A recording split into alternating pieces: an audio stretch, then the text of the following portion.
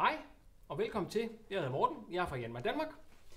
Jeg har Lars med her fra Grorø Propeller. Grorø Propeller kender vi jo som dem, der leverer de fineste propeller til branchen. Lars, hvad har du taget med til os i dag? Jeg har taget en tobladet Grorø foldepropel med, Ja.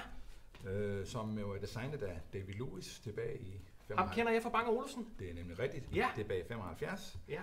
og det er stadigvæk den mest effektive tobladet foldepropel på markedet. Lars, hvorfor skal jeg egentlig have en foldpropel? For der skal vi starte med at overbevise mig. Jamen, hvis du har en sejlbåd, så Ja. skal du selvfølgelig have en foldepropel. Ja. Fordi selvom du ikke er kampsejler, den giver dig mellem halv og en knop. Og du på ferie skal sejle de der 100 sømil, så betyder den der halv knop altså meget.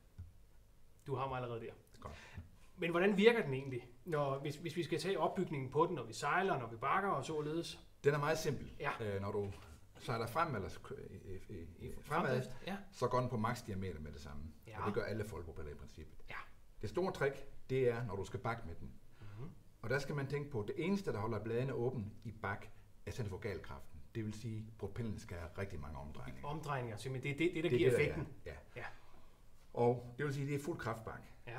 Og så står den typisk i en vinkel på mellem 45 og 60 grader, når du bakker. Ja, når du bakker. Og når du så går i frigear, Ja. så vil vandet folde propellen. Og derved får vi så den ekstra knop. Ja, afhængig af vindstyrken, mellem en halv og en knop. En halv ring knop. Ja. Og hvordan egentlig med hestekræfter balanceret på sådan en tobladet her? Hvordan?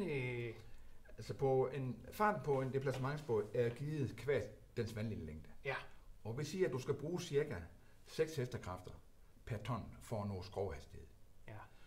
Og du kan fint overføre omkring op til 30 heste på 2 blade. Mm-hmm. Har du større motor, siger vi 3 blade. 3 blade, så bliver vi nødt til at tilføre. Ja.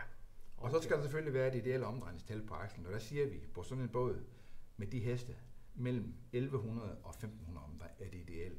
Ja. Så ud fra en motor, der kører x antal omdrejninger, og en gearkasse, som reducerer ud fra hvad den reduktion nu er sat til, så skal vi ramme et sted mellem 1100 og en 1500-1600 omdrejninger. Et godt eksempel er Janmars 3YM30, som bruges i rigtig mange sejlbåde.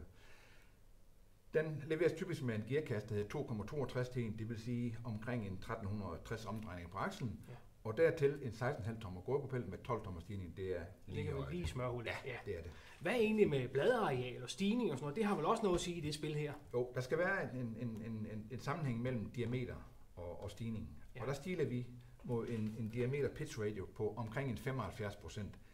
Det vil sige, hvis du har en 20 tommer propel, arbejder vi på at finde en stigning på mellem 16 og 18 tommer. Ja, okay. Så det er et lidt mere komplekst regnestykke. Det er ikke bare lige... Nej, okay. Og der må man så sige, at vi har så på vores hjemmeside et beregningsprogram, således at den enkelte sejler faktisk selv kan beregne propellen.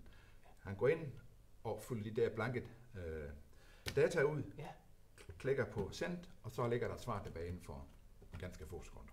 Og så er vi nødt til lige at have, hvad hedder hjemmesiden så? Den hedder www.gorø-propeller.dk. Godt. Så det er bare ind og beregne.